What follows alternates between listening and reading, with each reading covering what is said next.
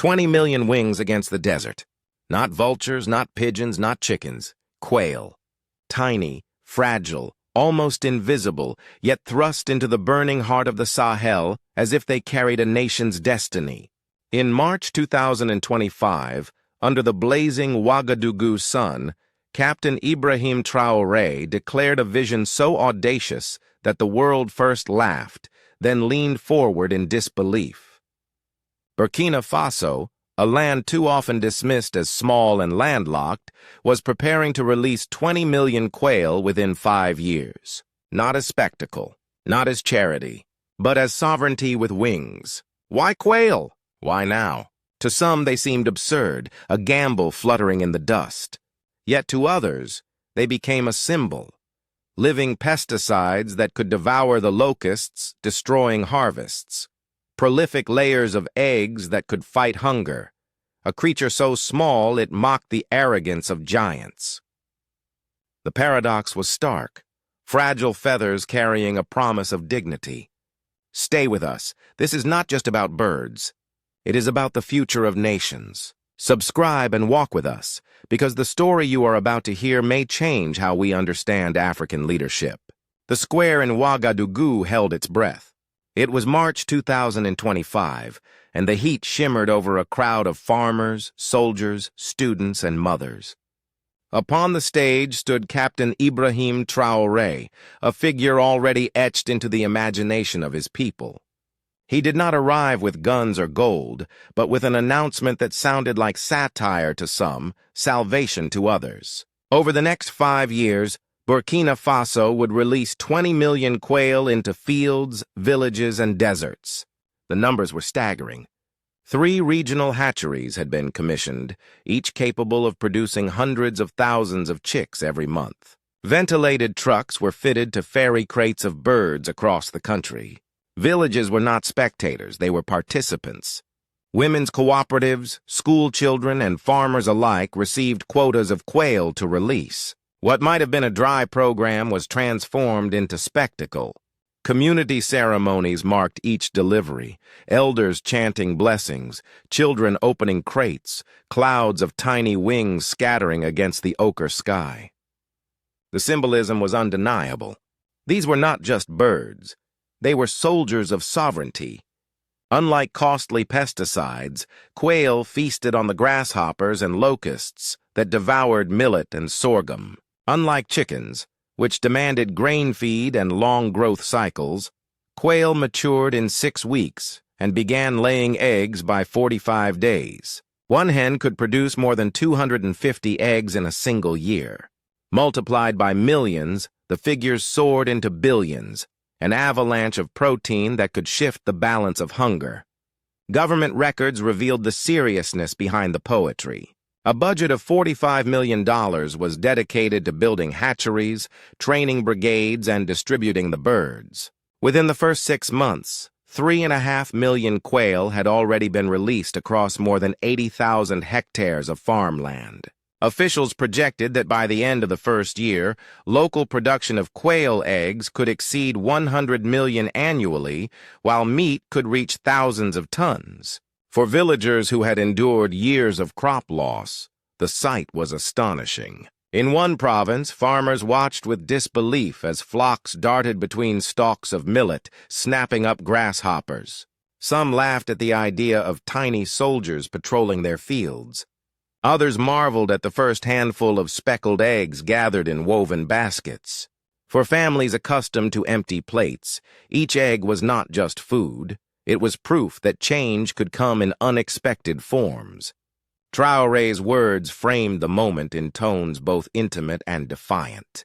"They are small, but they are warriors," he declared. "They eat the insects that rob our harvests. They give us eggs and meat to feed our families. They are sovereignty with wings." Yet as images spread, of crates unloaded from trucks, of children chasing birds through the dust, of mothers holding eggs no larger than a thumb, the paradox deepened. Could such fragile creatures withstand predators, drought, and disease? Could villages truly build security upon wings so delicate? And above all, Would the bounty of eggs and meat reach the people themselves, or be siphoned away by traders and companies waiting in the shadows? The plan was at once a mobilization and a gamble. But as dusk settled over Ouagadougou that day, and as the first flocks fluttered into the fields, the people sensed they were witnessing not a mere agricultural scheme, but the opening chapter of something larger. The desert had been challenged. The question was whether the challenge could endure, and as millions of wings took flight, another storm began to rise, not in the skies, but in the doubts that circled on the ground. The laughter came first. In the dusty cafes of Ouagadougou, radio hosts cracked jokes about an army of chickens. On social media, memes multiplied. Tiny birds photoshopped into camouflage helmets, politicians cradling eggs instead of microphones. Intellectuals scoffed, calling it a feathered revolution destined to collapse. To the city elite, the Quail plan was absurd, a desperate stunt dressed in symbolism. But out in the villages, reality spoke louder than mockery. In millet fields, farmers watched grasshoppers vanish as the quail darted through stalks. Mothers held their first handfuls of eggs with awe, delicate shells that carried the weight of survival.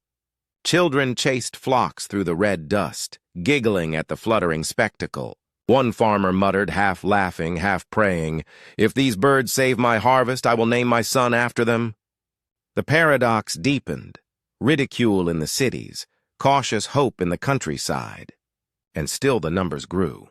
By the end of the first year, 7 million quail had been released, and villagers reported collecting over 50 million eggs. In regions long tormented by locust plagues, crop losses fell by nearly 20%. The laughter began to falter. Could these fragile wings actually shift the balance of hunger? Beyond Burkina Faso, the world watched. In Paris and London, headlines sneered, "Birds against hunger. Burkina bets on quail." In Washington, analysts dismissed it as populism dressed as policy. But in Beijing, Delhi, and Tokyo, the tone was different. Agricultural journals highlighted quail's efficiency, noting Asia already consumed billions of quail eggs annually. Importers in Japan even reached out to Burkina Faso officials, curious about future trade. For once, Africa was not copying a foreign model. It was pioneering one. Then came the rupture. In late 2026, investigative journalists leaked documents marked confidential. The revelation hit like a sandstorm. Foreign agribusiness consortia, based in Europe and Asia, had quietly secured contracts granting them exclusive rights to purchase 60% of Burkina Faso's quail exports for the next 15 years, at heavily discounted prices. The streets erupted. Protesters carried placards depicting quail trapped inside dollar signs. Radio callers fumed. "We feed them, we protect them, only for foreigners to take the eggs." Farmers who had released birds into their fields stood in disbelief. The promise of sovereignty seemed already compromised. The project that had begun as a revolution now risked becoming another chapter in Africa's long history of abundance, siphoned away. The government scrambled to explain, insisting that foreign capital was necessary to build hatcheries and guarantee markets. But silence on the exact terms only fueled anger. Opposition figures seized the scandal, branding the initiative a betrayal. Social media boiled over with hashtags demanding answers.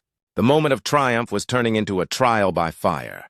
And then, as if aware that the project itself might collapse under the weight of suspicion, Traoré returned to the stage. In a nationally televised address, flanked by farmers and engineers, he unveiled a counterstroke: the launch of Burkina Faso's first quail processing and packaging plant near Bobo Dioulasso. This was not secrecy. It was visibility. Not whispered contracts, but steel and machinery, cartons stamped "Made in Faso." The facility could process 150,000 cartons of eggs weekly and more than 20 tons of meat each month. Within months, exports labeled Burkina Faso Premium Quail appeared on supermarket shelves in Abidjan, Lagos, even Dubai. Receipts revealed that in its first year alone, the plant generated $40 million in revenue, directly under domestic control. For farmers, this was vindication. Women who once sold eggs at roadside stalls found new work in sorting and packaging lines, earning wages that transformed their households. Rural cooperatives spoke of profits funding schools and clinics. What had seemed a betrayal was reframed as defiance, sovereignty boxed and shipped under the national emblem. Yet the questions did not vanish. European trade groups questioned the quality of desert birds. French media sneered, calling them eggs of the sand. But Burkina Faso fought back with evidence. Independent laboratories in Morocco and Singapore confirmed nutritional standards, while blind taste tests in Dakar and Accra showed consumers even preferred Faso's eggs for their richer flavor. For supporters, this was proof that dignity could not be mocked into silence. For critics, it was proof that sovereignty still faced predators beyond the desert. And so, as cartons of eggs left Burkina Faso soil for foreign shelves, one haunting question refused to die. Were these wings truly carrying sovereignty, or merely ferrying it into another cage? In the village of Yako, a 42-year-old farmer named Saleh once stood at the edge of despair. Locusts had chewed through his fields season after season. Feeding 6 children on failing harvests was a struggle measured not in months, but in days without meals. When his cooperative received 3,000 quail, he laughed bitterly. What could fragile birds do against the desert? Yet months later, his family was collecting dozens of eggs each week. His wife sold extras at the market, doubling their household income. Neighbors noticed fewer pests in their millet plots. Holding a basket of speckled shells, he confessed on local radio, "These birds are small, but they changed my life. My children no longer go hungry." Further south, in the town of Kurugu, Awa, a 27-year-old single mother, carried her own testimony. Abandoned when her husband migrated abroad, she survived by selling peanuts by the roadside. Hunger haunted her children. When her village received its first 5,000 quail, she volunteered to care for them. Trained in hatching and feeding, she soon gathered 500 eggs a week. Half she sold, half she kept. Within 3 months, her income had tripled, her children were nourished, and she saved enough to open a tiny shop grilling quail skewers for passers-by. Her eldest proudly told classmates, "We eat strength every morning." For Awa, sovereignty was not an abstract slogan. It was breakfast on her children's plates. These stories multiplied. Across the Sahelian provinces, women's cooperatives discovered empowerment in wings no larger than a hand. Quail farming required no vast estates, no capital beyond a few cages. For the first time, smallholders, especially women, could stand at the heart of a national food system. Employment spread through hatcheries, feed mills, and processing plants. Families that once begged for aid were now selling to markets, some even exporting to cities abroad.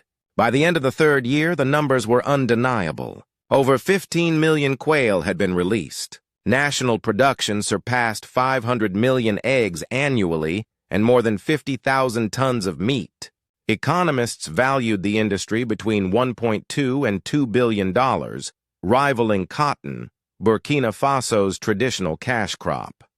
In several provinces, malnutrition dropped by 15%. Food imports fell sharply. For the first time in decades, the country fed itself not by waiting for grain convoys, but by multiplying its own fragile wings. Politically, the impact was profound. The government framed the Quail Project as a national mobilization, not a handout. Every village, every cooperative, every household had a stake. Citizens felt ownership, and with ownership came pride. The rhetoric of African leadership resonated. Here was a leader who did not beg for charity, but devised solutions rooted in soil, in sweat, in sovereignty. Yet skepticism persisted. Urban critics argued that eggs and meat could not solve structural poverty. Environmentalists warned of ecological imbalance if flocks grew too vast. Opposition parties continued to raise the specter of foreign contracts. In Parliament, debates raged over whether revenue truly reached villages or pooled in bureaucratic coffers. And still, in the fields, the evidence was visible. Children healthier, markets bustling, women earning wages, farmers naming sons after birds once ridiculed. The tension between promise and peril shaped the national mood. Was this the foundation of long-sought independence, or merely a fragile experiment vulnerable to collapse? For ordinary Burkinabe, the questions were less abstract. They asked each other in markets, in radio call-ins, in quiet evening conversations. Will these wings endure? Will they remain ours, or fly away into the hands of others? And as these questions spread, so too did the gaze of the world. Neighbors, rivals, and distant powers all watching to see if quail could truly carry a nation's sovereignty. Burkina Faso's experiment did not unfold in isolation. As millions of quail took flight, neighbors across the Sahel watched closely. In Mali and Niger, delegations arrived to study hatcheries and witness flocks darting across millet fields. Could quail be the answer to locust swarms that devastated crops year after year? Agricultural experts from Ghana and Côte d'Ivoire joined the conversation, debating whether diversifying into quail could strengthen their own poultry sectors. Whispers of cooperation soon became proposals. Officials spoke of forming a Sahel Alliance, a coordinated effort to share hatchery technology, disease control protocols, and regional export strategies. For a region long caricatured as dependent, the very notion was revolutionary. Not aid flowing in, but ideas flowing out. The image of tiny birds uniting fractured nations carried symbolic weight that no summit communiqué could match. Beyond Africa, reactions were divided. In Europe, skepticism remained sharp. Trade groups in France and Italy issued statements questioning the quality of desert birds. Newspapers sneered with headlines like eggs of the sand. Yet mockery could not erase the data. Laboratories in Morocco and Singapore confirmed nutritional standards. Blind taste tests in Dakar and Accra showed consumers could not distinguish Faso's eggs from European imports. Some even preferred them for their richer flavor. Meanwhile, in Asia, the story found resonance. Japanese and Chinese importers reached out, intrigued by the scale of production. Agricultural journals described Burkina Faso's model as an innovative protein strategy for arid lands. The Middle East followed, with supermarkets in Dubai and Riyadh stocking cartons stamped "Made in Faso." Suddenly, the Sahel was not importing models from abroad, it was exporting them. For the United States, the project remained framed as populism, a spectacle unlikely to endure. Analysts dismissed it in policy briefs, arguing that fragile birds could not anchor food security. Yet even these critiques revealed unease. The possibility that sovereignty could be built not on tanks or treaties, but on protein and resilience. The paradox was striking. In Europe, ridicule. In Asia, curiosity and trade. In Africa, cautious admiration mixed with envy. For the first time in decades, the Sahel was shaping headlines not for famine or war, but for innovation. The desert, long seen as barren, had become a laboratory of hope. And if quail could unite neighbors, feed families, and capture markets abroad, what other wings of sovereignty might the Sahel yet unfurl? The true measure of any revolution is not its launch, but its endurance. In 2029, the quail project faced its fiercest trial. Newcastle disease swept across several provinces, and within weeks nearly 10% of the national flock was gone. Families mourned their birds, markets trembled, critics declared the experiment finished. Headlines screamed, "The desert strikes back." Yet something remarkable unfolded. Instead of collapse, resilience took root. Hatcheries doubled their efforts. Cooperatives mobilized emergency reserves, veterinary teams trained villagers in prevention. Within months, replacement flocks were already spreading across the fields. The losses were real, but the system held. What once would have meant famine became a demonstration of recovery. For Burkina Faso, the lesson was profound. Quail were no longer a novelty. They had become a permanent pillar of the food system. Eggs and meat filled markets daily. Women-led cooperatives transformed subsistence into empowerment. Farmers spoke of stability rather than survival. Awa from Kurugu put it simply, "The quail are my freedom." Small things, but they changed everything. Regionally, the ripple spread. Leaders in Niger and Mali expanded their own flocks. West African officials discussed creating a protein corridor, a shared buffer against hunger. What began as ridicule now hinted at a continental shift. The desert had become a classroom, teaching resilience to a world battered by climate change and volatile markets. Globally, the paradox only grew sharper. Burkina Faso's quail exports reached Asia, the Middle East, and even boutique shops in Europe. Africa was no longer only a supplier of raw minerals, it was shaping global diets with innovation born from its sands. Yet challenges remained. Disease could return. Feed costs might rise. Foreign corporations still circled, eager to capture profits. Could sovereignty endure the pressures of global demand? Or would it once again fracture under dependency? And so the question lingers, as fragile and as powerful as the wings that started it all. Can a nation truly anchor its freedom on creatures so small? Or will the very success of the quail revolution invite forces determined to clip its wings? The answers lie ahead, in choices yet to be made, and in the fragile eggs of sovereignty that may hatch into freedom or crack under pressure. From ridicule to resilience, from fragile wings to national dignity, the quail revolution rewrote the narrative of Burkina Faso. What began in 2025 as a project mocked by headlines became, within years, a billion-dollar industry feeding millions, empowering women, and restoring pride.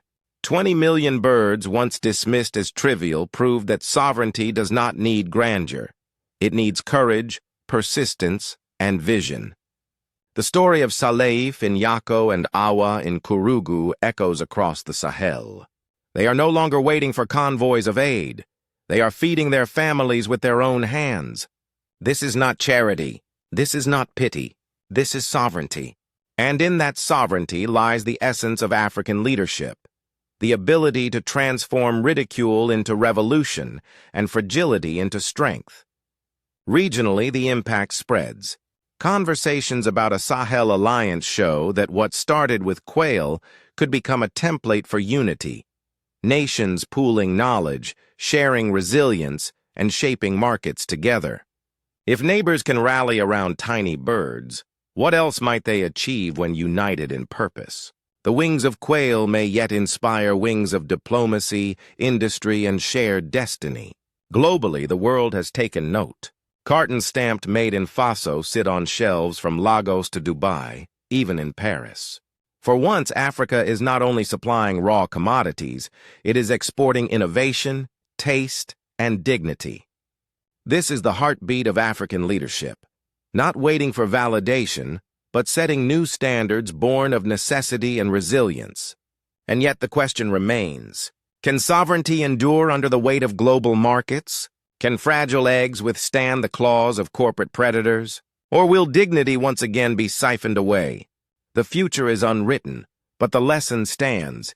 Even the smallest wings can challenge deserts, overturn ridicule, and carry nations towards freedom. If you believe that tiny wings can lift entire nations, then share this story. Do not let it end here. Subscribe, stand with us, and walk with Africa as it writes the next chapter of its awakening.